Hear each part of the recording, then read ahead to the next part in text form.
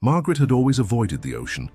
Even as a child in Michigan, surrounded by calm lakes and family picnics on the shore, something deep within her stirred an unexplained panic whenever water lapped too close to her ankles.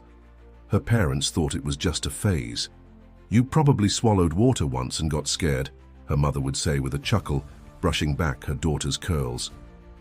But Margaret knew it wasn't that. Now 68 and recently retired, Margaret lived alone in a quiet suburb of New Hampshire.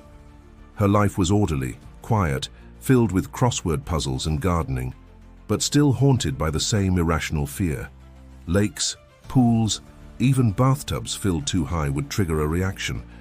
Heart racing, hands trembling, breath shortening. She'd never learned to swim. Never wanted to. It wasn't until one chilly October evening, curled up with her tablet and a blanket, that she stumbled across an interview with Dr. Weiss, a psychiatrist known for his work in past life regression. The title struck her like a lightning bolt. Phobias rooted in past life trauma? Intrigued, she clicked. The soft-spoken man in the video talked about patients who carried traumas not from this lifetime, but another. People who had never taken a plane yet were petrified of flying, and who, under hypnosis, recalled dying in an aerial crash, decades or even centuries before their birth. Margaret stared at the screen, her hands clammy. Could her own fear be something more than psychological? She spent hours that night reading more, case after case described in Dr. Weiss's books, Many Lives, Many Masters, and Through Time into Healing. One case in particular mirrored hers exactly. A woman who couldn't stand water. Until, under hypnosis, she remembered drowning during a shipwreck in the 1800s. That night, Margaret couldn't sleep. Her mind reeled with images she couldn't explain, flashes of dark waves, screams in foreign tongues, heavy wooden boards cracking under pressure. Were these memories, or just her imagination running wild? The next morning, she called the number listed on Dr. Weiss's official website. She didn't expect to reach anyone. But to her surprise, a kind assistant answered, listened patiently, and offered to schedule a regression therapy session, remotely. Margaret hesitated, but something inside her, something older than her own lifetime, whispered, "It's time."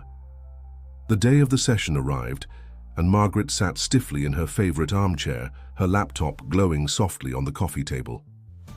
Dr. Weiss's assistant had walked her through the technical setup the day before, camera on, lights low, a blanket nearby for comfort. When Dr. Weiss appeared on screen, his presence was immediately calming. His voice was gentle, like wind brushing through trees. He greeted her kindly, asked about her life, and offered no judgment when she admitted her fear of water had ruled her for over 60 years. "Margaret," he said, "sometimes the soul remembers what the mind has forgotten." She nodded silently, unsure of what she was about to uncover. Dr. Weiss instructed her to close her eyes, breathe deeply, and let each exhale take her further away from the present moment. She imagined descending a staircase, slowly, step by step, just as he described. With each count, her body relaxed and the room around her faded. "Now," he whispered, "I want you to go back, not to your childhood, but further, beyond this life. Let your soul take you to where the fear began." There was a long silence. Then, out of nowhere, Margaret gasped. I see wood, ropes. It smells of salt. The wind is strong." Dr. Weiss remained calm. "Where are you, Margaret?" "I'm on a ship," she said. Her voice had changed. "It's old, wooden. There are men shouting. It's storming. I'm not me. I'm someone else. A young girl. Maybe 12? Tears streamed down her face. She described the waves crashing over the deck, the chaos, the cries in a language she didn't consciously recognize. She was separated from her family and her crew and thrown overboard as the vessel cracked in half. Her final sensation was salt water rushing into her lungs, darkness pulling her under. Then, silence. A deep, eternal silence. When Margaret awoke, still in her armchair, her cheeks were wet and her hands trembling. But her breathing was steady. For the first time in decades, she wasn't gasping for air. She looked at Dr. Weiss through the screen. "I remembered," she whispered. "I remembered drowning." He nodded gently. "And now, we begin to heal." Over the following days, Margaret felt like two people living in one body. On the outside, she kept her same quiet routine. Morning tea, walking to the mailbox, calling her niece on Sundays. But inside, something had shifted. The vision of the drowning girl haunted her waking moments, yet strangely it no longer terrified her. It was as if a curtain had been drawn back on a room long sealed, and fresh air was finally flowing in. Curious, she began keeping a journal. She wrote down every detail she could recall from the regression, the sounds of the ship, the creaking wood, the way the water felt just before it swallowed her. She even attempted to sketch the ship's shape from memory. It had 3 masts, a carved wooden railing, the flag tattered with a cross in one corner. Could it have been real? Margaret began researching 18th century ships online, scanning historical archives, and joining online forums about maritime history.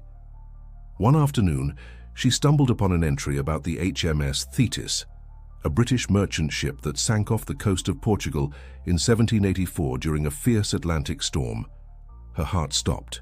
The description matched almost exactly what she had seen, including the age of one of the young crew members, a 12-year-old girl who had been traveling with her father, the ship's first mate, and was presumed drowned when the vessel went down. A chill ran down her spine. Could that have been her? The weight of the past seemed to settle onto her shoulders, not with fear but with purpose. The fear of water, so long a prison, was now a map, a guide. Every ripple, every shiver she had once avoided might hold a clue to something deeper. That night she returned to her journal and wrote something she hadn't dared to before. "I think I remember who I was." Margaret booked a second session with Dr. Weiss. This time she didn't approach it with anxiety, but with resolve. The images that had surfaced in the first session were no longer abstract. They were rooted in history, connected to a name, a ship, a storm that really happened. She wanted to know more. Why had she carried that fear across centuries? What had remained unresolved? As the session began, Margaret slipped into trance more easily this time. The staircase, the breath, the stillness. Dr. Weiss guided her gently again. "Let's return, but not to the drowning. Go back further. To before the storm, before the ship." Moments passed in silence. Then she spoke, slower this time. "I see. A cottage, stone walls, a fire. I'm a child barefoot. My father is singing. There's laughter." She described a simple life in a coastal village. Her father was a sailor, her mother a healer. She had spent many afternoons watching the waves, fearless and free. Water had once been her joy, until that voyage took it all. Tears fell again. "I begged him not to go," she said softly. "I had a dream about a wave swallowing the ship, but he said it was just wind in my mind. He took me with him. I never saw land again." Dr. Weiss let the silence hold the pain. Then carefully he asked, "Do you forgive him?"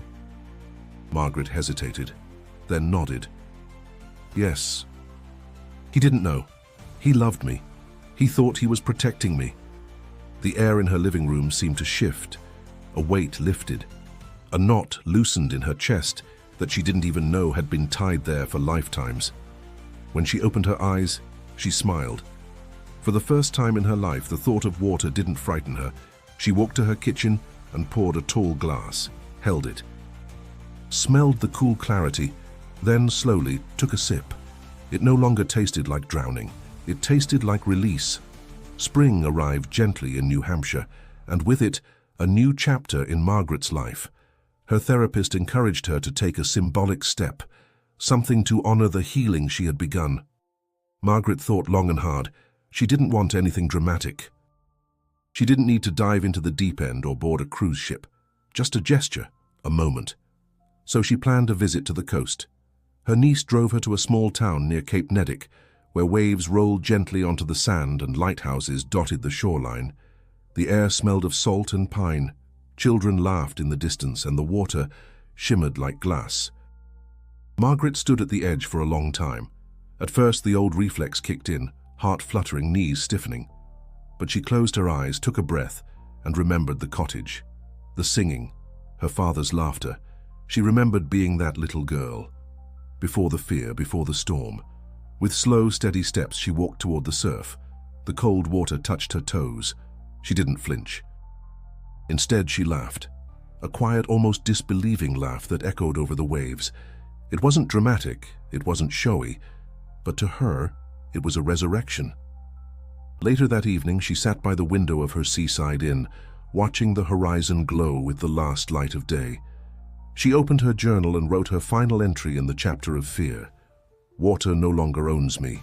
I have remembered. I have forgiven, and I have come home. Somewhere deep in the eternal ocean of souls, the little girl who had drowned centuries ago could now rest. Because Margaret, in this life, had finally learned to float. If these words stirred something deep within you, maybe even something you can't explain, subscribe to the channel and share in the comments. What do you feel when you look at water?